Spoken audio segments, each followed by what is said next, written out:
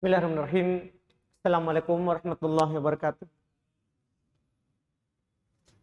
Alhamdulillahirabbil alamin. Wassalatu wassalamu ala Rasulillah wa ala alihi wa ashabihi wa man tabi'ahum bi ihsan ila yaumiddin. Amma ba'd. Kaum muslimin, jamaah salat maghrib rahimani wa rahimakumullah. Alhamdulillah, tentunya kembali kita bersyukur kepada Allah Subhanahu wa taala.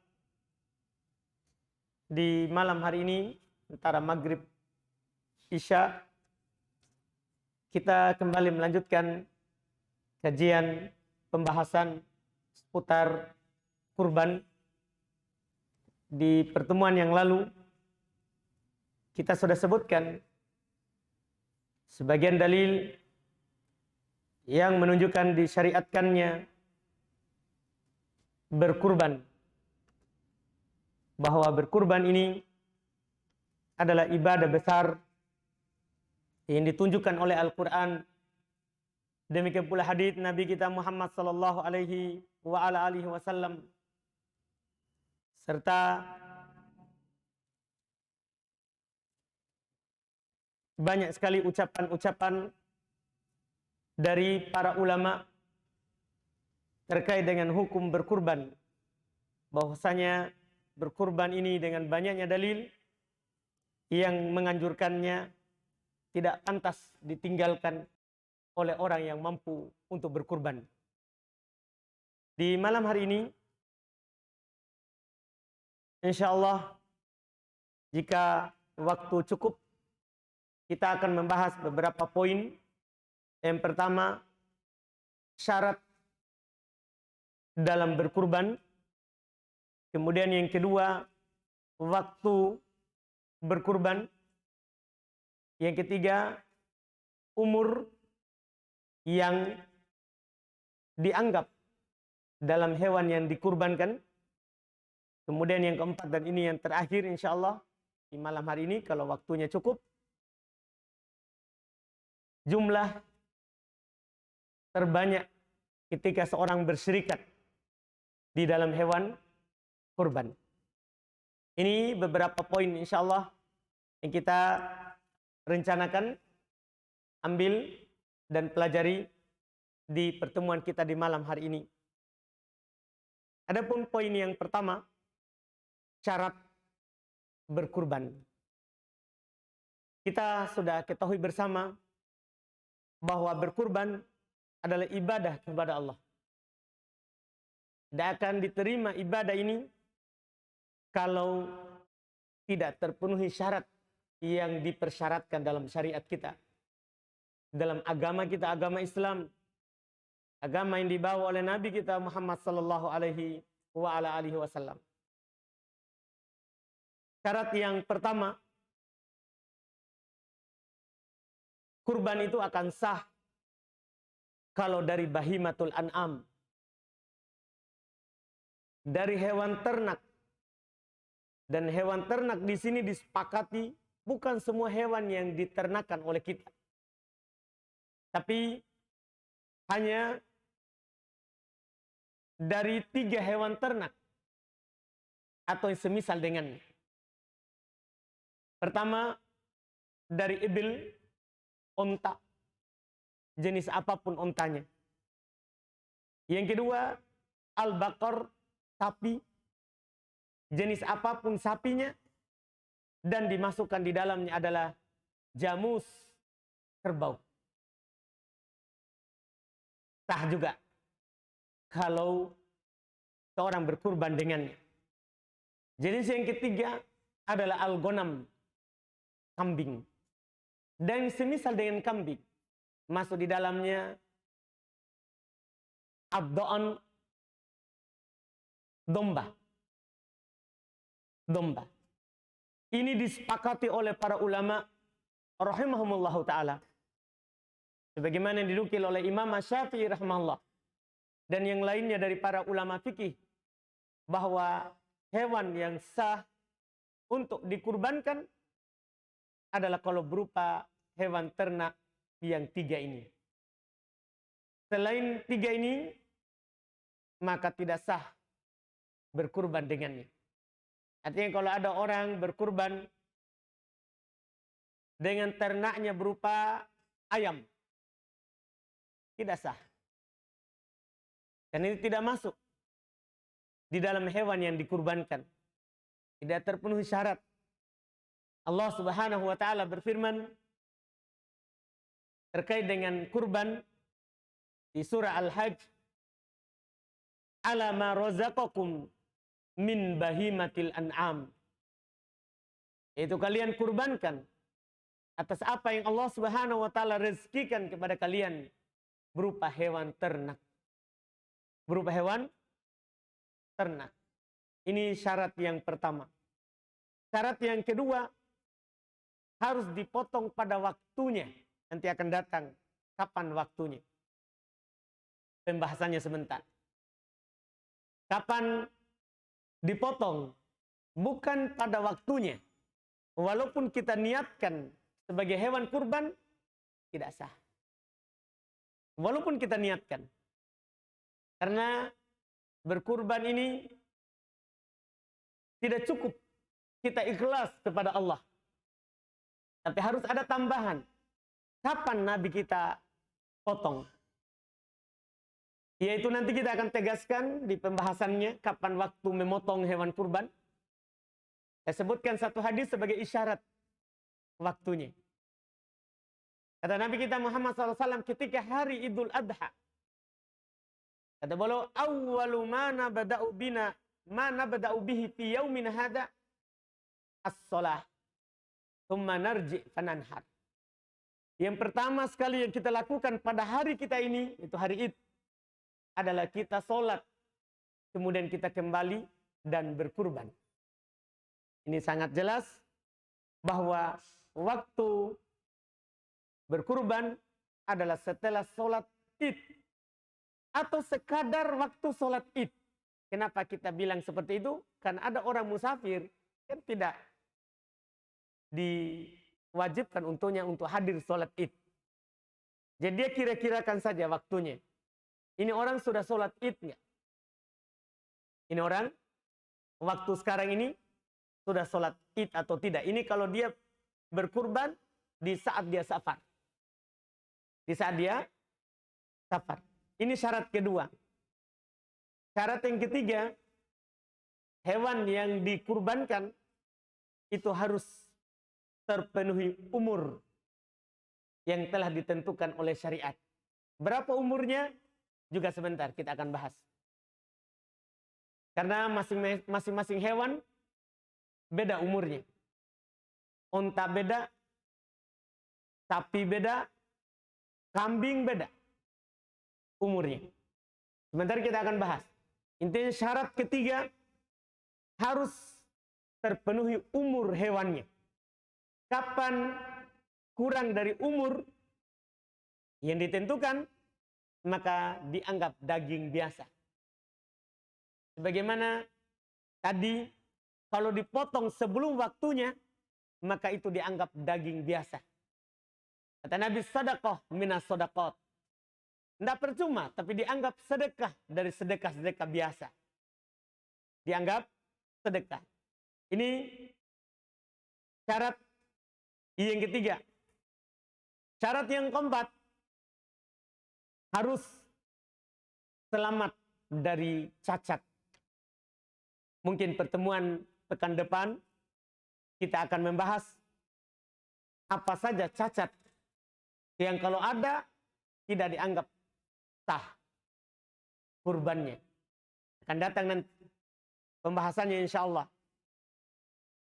Jadi ini syarat keempat. Harus hewannya sehat. Tidak cacat. Syarat yang kelima, dan ini syarat terakhir, harus hewannya itu adalah memang hewan yang halal disembelih. Punyanya sendiri. Ini syarat kelima ini pelengkapnya. Artinya tidak boleh dia potong hewan, kurban, tapi dia curi hewannya. Ini tidak sah. Dia memotong berkurban dengan hewan yang bukan punyanya. Dengan hewan yang bukan miliknya. Yang bukan miliknya. Ini syarat dari syarat berkurban. Ada beberapa syarat yang disebutkan tadi itu semuanya terkait dengan hewannya. Terkait dengan hewannya. Adapun orangnya, untuk orang yang berkurban, itu dipersyaratkan orangnya hidup. Sah walaupun dari anak kecil. Berkurban ini sah walaupun dari anak kecil. Apalagi yang sudah balik. Tapi dipersyaratkan, intinya dia yang penting masih hidup. Bagaimana kalau meninggal? Ini ditanyakan di pekan lalu oleh Bapak yang duduk di sebelah kanan saya. Terkait dengan berkurban untuk orang yang meninggal, ini ada 3 bentuk, Pak. Disebutkan oleh para ulama. Di pekan lalu sengaja kami hanya isyaratkan pendek saja, karena memang akan datang pembahasannya. Berkurban untuk orang yang telah meninggal, itu ada 3 bentuknya. Ada 3 bentuknya. Yang pertama, dia sembelih untuk orang yang telah meninggal, tapi bukan berdiri sendiri. Dia ikutkan kepada orang hidup. Artinya sekarang ada anaknya misalnya. Ada seorang ibu atau seorang bapak meninggal. Anaknya berkurban. Dia ikutkan bapaknya atau ibunya dalam niat. Bukan atas namanya sendiri. Tapi dia ikutkan di niatnya dia. Ini hukumnya adalah boleh. Dinukil oleh Syekh Ibnu Utsaimin rahimahullahu taala akan bolehnya. Dalilnya Nabi Shallallahu alaihi wasallam pernah berkurban dan beliau katakan, ini dariku dan keluargaku. Jadi beliau yang berkurban, Nabi, dia ikutkan keluarganya. Dia ikutkan keluarganya. Ini yang pertama. Hukumnya boleh. Yang kedua ini adalah boleh. Yaitu dia berkurban atas nama orang yang meninggal. Karena orang yang meninggal itu, sebelum dia meninggal, dia sudah berwasiat. Dia wasiatkan kepada anaknya, kalau saya meninggal, tolong kurbankan sapi di sana, atau gunakan tarikah harta warisan yang saya tinggalkan, sebagiannya untuk beli sapi atau beli kambing, untuk dikurbankan atas namaku. Dia wasiatkan. Atau dia pernah bernadar untuk berkurban. Dia pernah bernadar untuk berkurban. Maka ini juga hukumnya boleh. Si keluarga, anak, untuk menjalankan wasiat dari orang tuanya.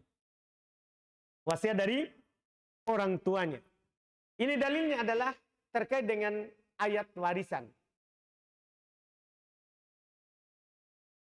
Disebutkan bagian-bagian ahli waris dalam ayat warisan. Kalau dia meninggalkan ini, maka jatahnya segini. Disebutkan oleh Allah Subhanahu wa taala di surah An-Nisa. Selalu di ujungnya dikatakan mim ba'di wasiyatin yusi bihi audain. Setelah wasiat yang dia telah wasiatkan atau setelah dibayarkan utangnya. Jadi kalau orang tua berwasiat, maka kita keluarkan, lakukan wasiat. Dan ini sah sampai kepada si mayit. Demikian pula kalau dia bernadar, sama juga. kita sebagai ahli waris harus menjalankan nadarnya itu. Walaupun orang tua kita telah meninggal. Ini jenis yang kedua. Hukumnya boleh. Jenis yang ketiga, dan ini bentuk yang terakhir dari berkurban atas nama yang meninggal, yaitu seorang dia berkurban atas nama orang yang telah meninggal, bukan dari jenis pertama, bukan diikutkan kepada orang yang hidup, dan bukan pula jenis yang kedua. Dia tidak berwasiat untuk dikurbankan atas namanya. Tidak berwasiat atau tidak bernadar. Maka jenis yang ini apakah boleh atau tidak? Maka para ulama menyatakan terkait dengan masalah ini, kata Syekh Ibnu Utsaimin rahimallahu taala, la naro anna taksisul mayyit bil udhiyah minas sunnah. Kami tidak melihat, kami tidak berpendapat bahwa berkurban atas nama mayat orang yang telah meninggal secara khusus, kami tidak memandang itu dari sunnah. Kenapa? Beliau sebutkan, lam yudahi li'anna Nabiya sallallahu alaihi wasallam lam yudahi an ahadin min anwatih bi khususi. Karena Nabi kita Muhammad sallallahu alaihi wasallam tidak pernah beliau berkurban atas nama seorang pun yang telah meninggal dari keluarga beliau. Falam yudahi an ammi Hamzah. Nabi SAW tidak pernah berkurban atas nama pamannya Hamzah. Ini Hamzah termasuk paman Nabi SAW yang membela Nabi. Bahkan beliau termasuk yang membela agama Islam mati syahid. Karena membela agama Islam. Dibunuh di perang. Nabi SAW tidak pernah dinukil berkurban atas nama Hamzah. Kemudian kata beliau rahmatullah, padahal kata Syekh Ibnu Utsaimin, wa huwa min a'azzi aqaribihi indah. Padahal ini Hamzah paman Nabi SAW yang paling mulia di sisi Nabi SAW. Karena saudara dari bapaknya, terus juga Islam, Muslim, meninggal karena memperjuangkan agama Nabi kita Muhammad SAW. Tapi Nabi tidak berkurban atas namanya. Kemudian kata beliau, wala an auladih. Nabi juga tidak berkurban atas nama anak-anaknya yang meninggal saat beliau hidup. Alladzina matu fi hayatih wa hum salatu banatin mutazawwijat. Yang meninggal saat beliau masih hidup. Dan Nabi SAW ketika beliau masih hidup, ada 3 anak perempuan beliau yang meninggal. Tapi Nabi tidak berkurban atas namanya tersendiri. Wasalat abna sigor. Dan ada 3 anak laki-laki beliau meninggal. Juga beliau tidak berkurban atas namanya. Wala an zaujatihi Khadijah. Wahia ahabbu nisaihi ilaih. Tidak pula Nabi SAW berkurban untuk istri beliau Khadijah.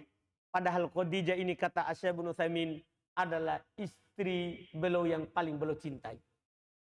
Ini Khadijah. Karena Islam di awal Nabi SAW diutus. Perempuan yang pertama masuk Islam adalah Khadijah. Dialah yang paling pertama membenarkan Nabi SAW dari kalangan perempuan. Inilah yang membantu Nabi SAW mendakwakan Islam dengan tenaganya dan hartanya.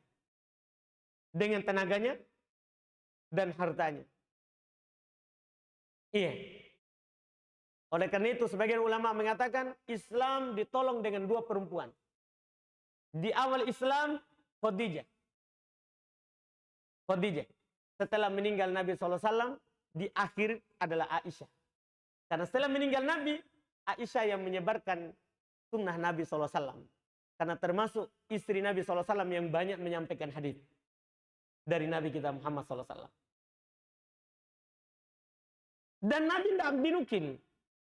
Padahal ini Khadijah, perempuan yang paling beliau cintai, meninggal. Nabi tidak berkurban atas namanya.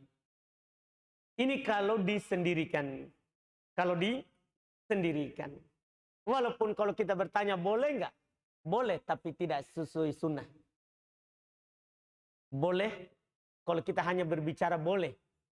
Tapi tidak ada contohnya dari Nabi SAW. Karena beliau tidak pernah berkurban atas orang yang meninggal secara tersendiri. Tapi kalau beliau ikutkan di dalam niat dengan orang yang hidup, ini ada contohnya. Ini Masya Allah terkait dengan berkurban atas nama orang yang meninggal. Atas nama orang yang meninggal. Kemudian pembahasan berikutnya, waktu berkurban.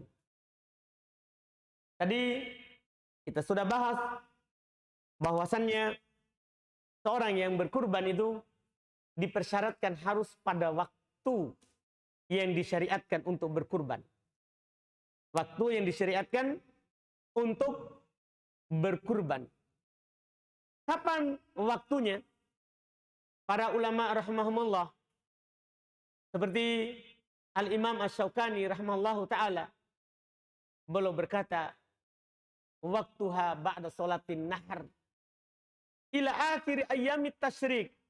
Waktu berkurban adalah setelah sholat Idul Adha sampai akhir hari tasyrik. Jadi waktu berkurban ini berarti 4 hari. Tanggal 10, yaitu 10 Dzulhijjah setelah sholat Id. Dan tanggal 11, 12, 13. Berakhir di tanggal 13 saat matahari terbenam.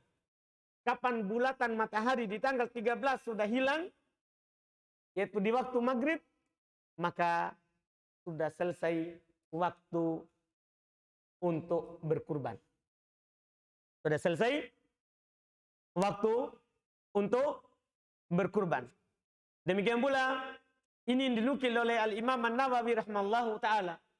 Kata beliau, wa amma waktul udhiyah fayambagi ayat bahaha ba'da salatihi ma'al imam wa hina idin yujzihi bil ijma'.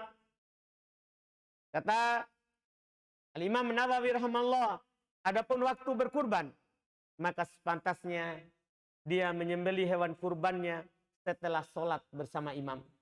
Maksudnya setelah sholat Id. Dan ketika itu sah kurbannya. Ketika itu sah kurbannya. Dan di waktu ini boleh walaupun disembelihnya itu malam hari. Artinya siang hari di 3-4 hari ini boleh. Tanggal 10, 11, 12, 13. Siangnya boleh. Demikian pula malamnya. Demikian pula malamnya. Kata Asy-Syaikh Ibnu Utsaimin rahimahullahu taala di kitab Asy-Syarhul Mumti, "Fas-shawabu anna dzabha minal fil laili la yukrah." Yang benarnya bahwasanya menyembelih di malam hari, yang penting di hari-hari ini, adalah tidak makruh. Adalah tidak makruh. Jadi 4 hari ini malam dan siangnya. Malam dan siangnya. Ini yang disebutkan. Demikian pula beliau berkata di kitab lain, yaitu di kitab Ahkamu Ad-Dhahiyah wad-Zakah, wa yajuzu dabhul udhiyah fil waqti lailan wa nahara. Wa dabhu fin nahari aula. Kata beliau rahimahullah, boleh memotong hewan kurban di waktu hari-hari kurban. Malam dan siang boleh. Dan disembelih di siang hari itu lebih utama. Jadi boleh malam, tapi yang lebih utama dipotong kapan? Siang. Itu terkait dengan waktunya. Terkait dengan waktunya. Sekarang kita masuk di umur. hewan kurban. Terkait dengan umur hewan kurban, ada satu hadis dari Nabi kita Muhammad SAW dalam riwayat Imam Muslim rahimahullah dari Jabir bin Abdullah radhiyallahu taala anhu, kata beliau, qala Rasulullah sallallahu alaihi wasallam, la tadbahu illa musinnah illa ayyasura alaikum fatadbahu jad'ah minad dha'n. Kata Nabi SAW, jangan kalian menyembelih kecuali hewan itu sudah musinnah. Kecuali sulit bagi kalian untuk mendapatkan umur musinnah, maka boleh kalian memotong yang jad'ah dari domba. Dari domba.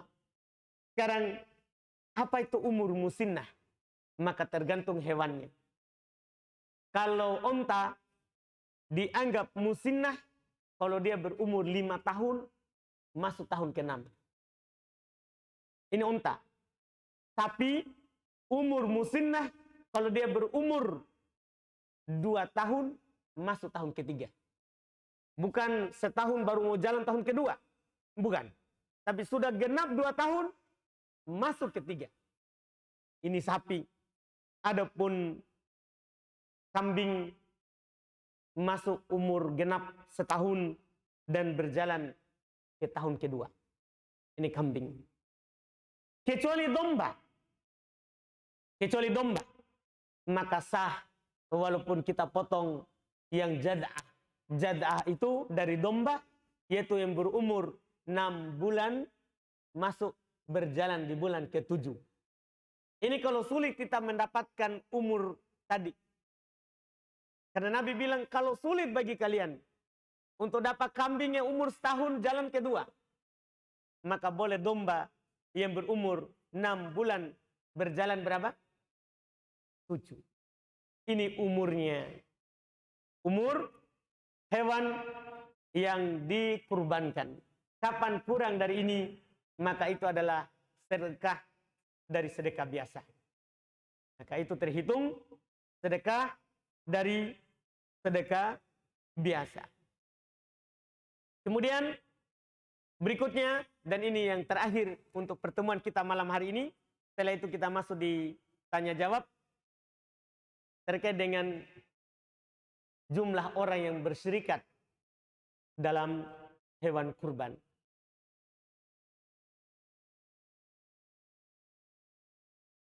Para ulama kita rahimahumullah menjelaskan bahwa dalam berkurban boleh seorang berserikat.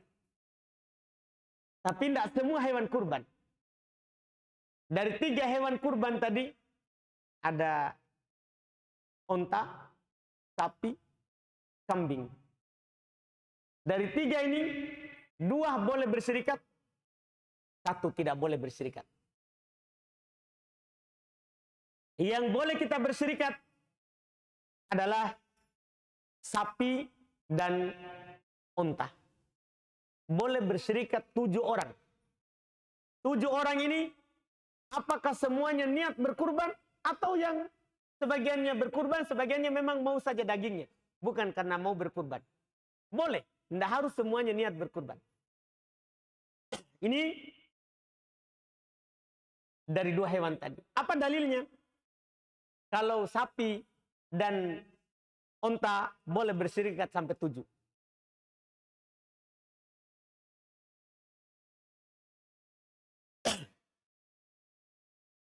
Dalilnya adalah hadis Nabi Shallallahu Alaihi Wasallam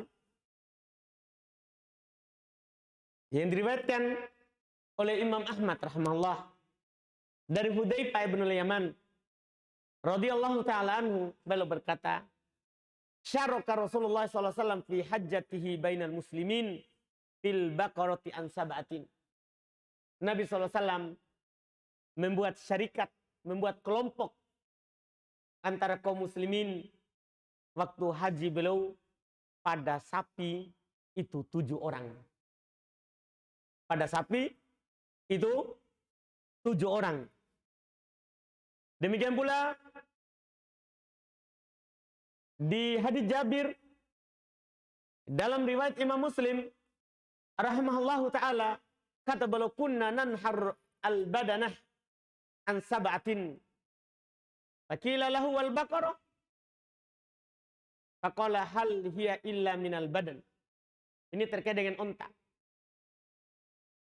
Dalam Sahih Muslim, kami menyembeli unta di masa Nabi SAW, itu berserikat 7 orang. Itu berserikat 7 orang.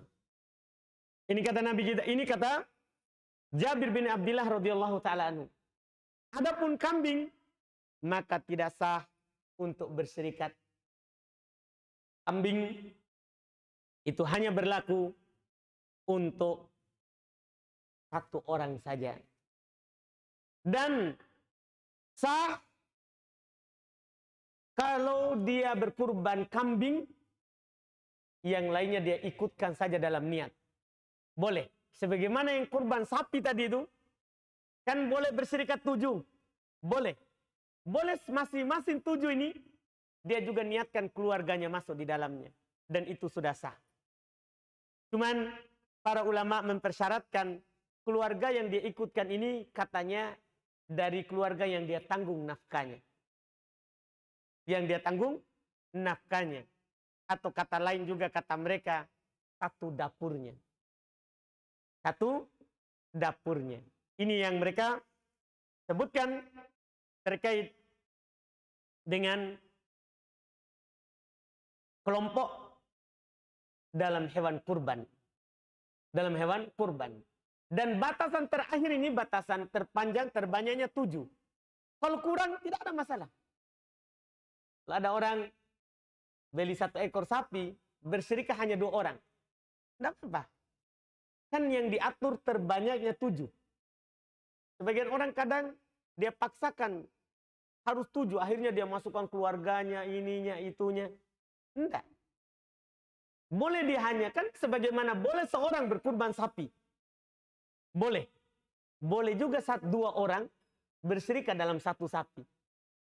Ini hanya diatur batasan terbanyaknya. Terbanyaknya tidak boleh berserikat melebihi 7. Kalau dia bersendiri, atau berserikat dengan 2 kawannya saja, atau dengan 3, 4, boleh.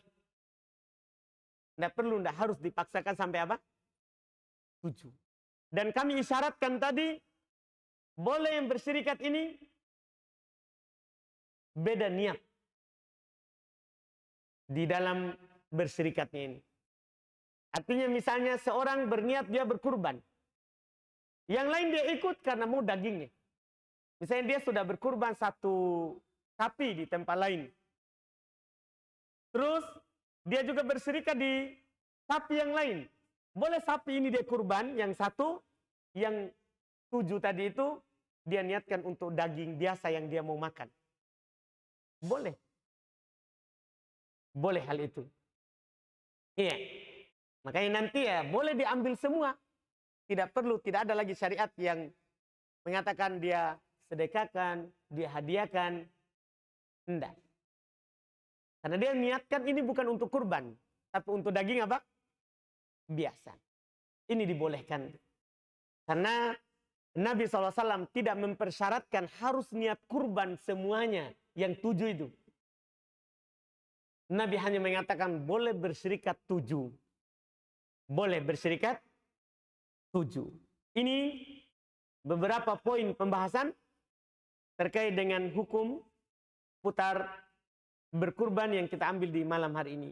Kemudian nanti insya Allah pertemuan yang berikutnya baru kita akan bahas apa saja cacat atau aib yang tidak boleh ada pada hewan kurban. Yang tidak boleh ada pada hewan kurban. Insya Allah di pertemuan akan datang. Kita masuk di tanya jawab. Yang mau tanya langsung boleh.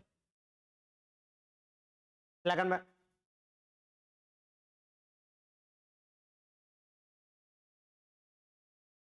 Baik.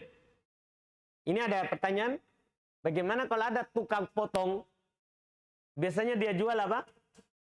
Dagingnya. Iya. Kapan dia jual?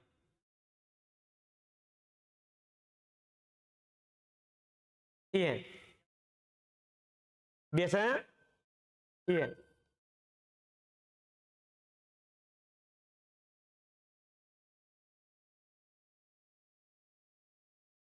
Sebenarnya Pak, Masya Allah,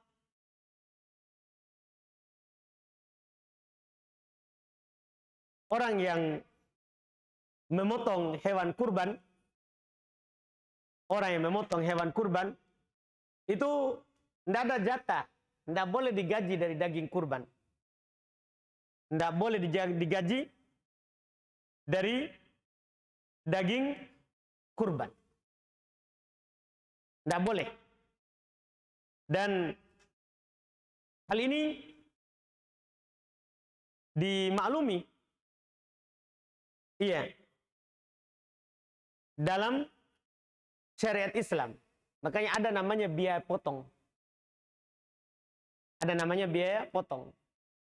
Biasanya kadang ada panitia, dia jadikan gaji pemotongnya ini dia dapat kepalanya atau dia dapat kulitnya. Ini tidak dibolehkan. Ini tidak dibolehkan. Tukang potong tidak boleh sama sekali diberi atau digaji dari hewan kurbannya. Dia dikasih dari biaya pemotongan. Itu kalau karena dia memotong. Adapun nanti dia dikasih karena sebab lain, misalnya dia yang potong ini sahabat dari orang yang berkurban. Dia kasih sebagai hadiah. Boleh, bukan karena dia memotong. Atau dia memang orang juga berhak mendapatkan daging hewan kurban dari sedekah. Boleh juga, tapi bukan karena dia yang memotong. Ya, disebutkan oleh Ali bin Abi Thalib radhiyallahu taala anhu bahwasanya kami di masa Nabi tidak memberikan tukang potong sedikit pun dari dari daging kurban. Maksudnya sebagai gajinya. Sebagai apa? Gajinya. Ini tidak dibolehkan hal itu. Iya, apalagi sampai dia menjualnya. Sebenarnya kalau ada orang dikasih kemudian dia menjual dagingnya, tidak apa-apa, sudah haknya. Iya. Tukang potong. Iya, yang kuliti. Kalau dia memang dikasih oleh ini, bukan karena dia tukang potong, sudah dikasih. Ada misalnya kita dikasih daging kurban. Karena banyak orang kasih, akhirnya kita jual. Hakta menjual. Karena sudah pindah milik namanya. Tidak apa-apa kalau sudah punya tak. Tapi ingat itu tadi, bukan karena gaji dari pemotongan. Dikasih gaji. Jadi sekarang dikasih gaji karena dia memotong. Dikasih daging karena dia berhak mendapatkannya. Tidak apa-apa. Tapi ingat, tidak boleh ada kesamaran di situ. Harus dikasih tahu, ini bukan karena dia memotong, tapi memang kan dia berhak mendapatkannya. Wallah. Silakan, Pak. Tadi dijelaskan bahwa hewan kurban atau jenisnya itu ada 3, Ustaz. Unta, sapi, dan kambing.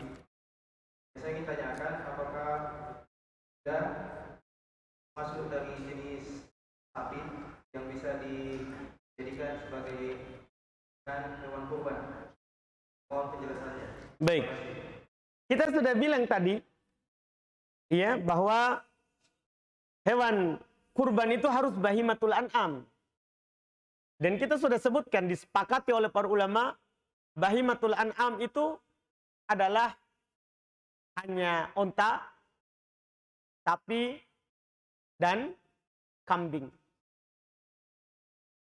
Adapun kuda tidak masuk. Sudah kita bilang tadi, kuda, ayam, apalagi yang dipelihara, bebek, itu tidak sah untuk dikurbankan. Itu tidak sah untuk kurbankan. Tidak masuk. Tidak masuk. Ini ada pertanyaan kertas. Apakah hukumnya menjual daging kurban dari pemberian orang yang berkurban? Ini yang tadi. Ya. Dengan alasan karena butuh uang dan tidak berani memakan daging kurban. Karena memiliki riwayat penyakit tekanan darah tinggi dan kolesterol. Iya. Tidak ada masalah. Kalau sudah kita dikasih, itu menjadi hak kita. Kita mau sedekahkan lagi, kita mau jual yang dikasih, itu sudah menjadi hak kita. Karena sudah pindah ke pemilikan. Yang masalah adalah kalau yang menjual adalah yang berkurban. Nah, ini masalah. Kalau yang berkurban tidak boleh dia jual hewan kurbannya. Tidak boleh.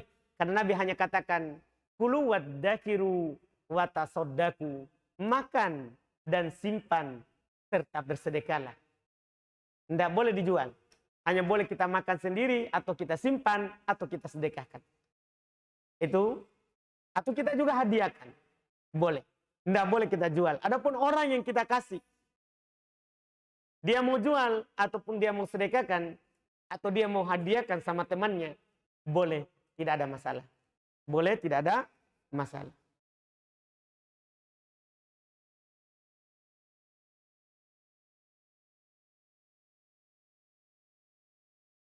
Ini ada pertanyaan berikutnya, kapan seorang itu disyariatkan tentang larangan cukur dan potong kuku bagi orang yang hendak berkurban? Waktunya nanti akan datang, hadisnya, dia adalah mulai dari terbenamnya matahari di tanggal 1 Dzulhijjah. Di tanggal 1 Dzulhijjah. Misalnya ini kita berniat berkurban. Maka nanti tanggal 1 Dzulhijjah itu kita tidak boleh lagi untuk menggunting kuku, mencukur kumis, mencabut bulu ketiak, atau mencukur rambut. Tidak boleh lagi. Misalnya sekarang kan sudah tanggal 23 Dzulqa'dah. Berarti sisa 7 hari lagi. Sisa 7 hari lagi. Jadi hitung baik-baik memang harinya. Sebelum tanggal 1, misalnya besok tanggal 1. Maka hari ini kita cukur memang yang mau kita cukur, potong memang yang mau kita potong. Karena kalau sudah terbenam matahari sebentar malam, itu sudah terhitung 1 Dzulhijjah. Itu sudah terhitung 1 Dzulhijjah. Itu waktunya. Itu adalah waktunya. Sebagaimana datang dalam hadis Nabi kita Muhammad sallallahu alaihi wasallam.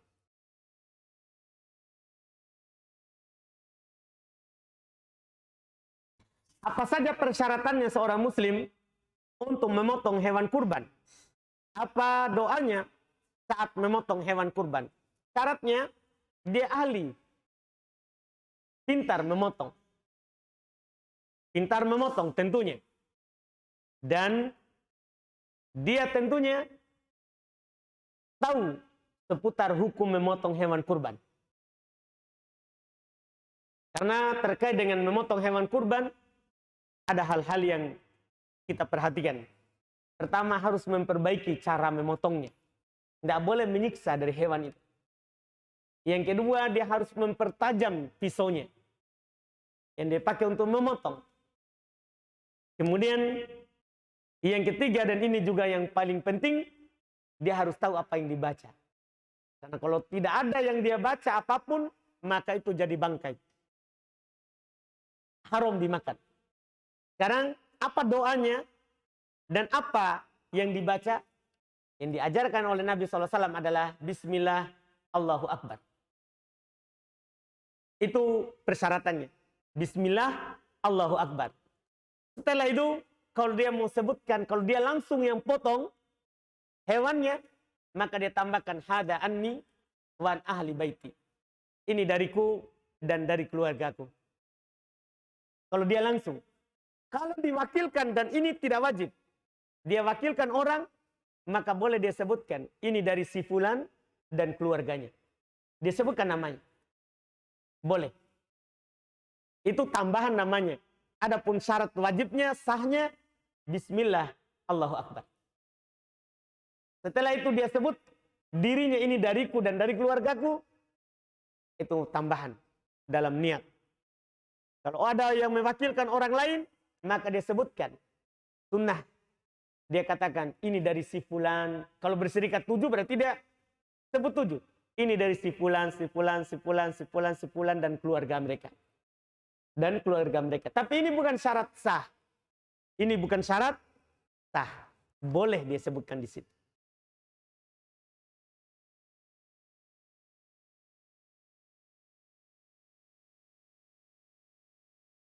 Apakah termasuk syirik apabila memotong hewan kurban dengan menyebut nama selain Allah, yaitu menyebut nama-nama orang yang berkurban? Ya, bukan syirik ini, Pak, tapi tidak sah kurbannya. Misalnya dia sudah simpan ini, pisaunya mau potong, ya, dia tidak baca Bismillah Allahu Akbar, tapi malah dari haji ini, ibu ini, dia sebut nama saja, setelah itu gorok, tanpa dia baca Bismillah Allahu Akbar. Ini bangkai. Karena Allah Subhanahu wa Ta'ala ketika menyebutkan di antara yang haram dimakan adalah hewan yang disembeli bukan atas nama Allah Subhanahu wa Ta'ala. Tidak disebut nama Allah padanya. Tidak disebut nama Allah Subhanahu wa Ta'ala padanya. Ini jadi bangkai. Ini jadi bangkai. Haram dimakan. Ini harus diperhatikan. Bukan menyebut nama yang paling penting. Tapi yang paling penting apa?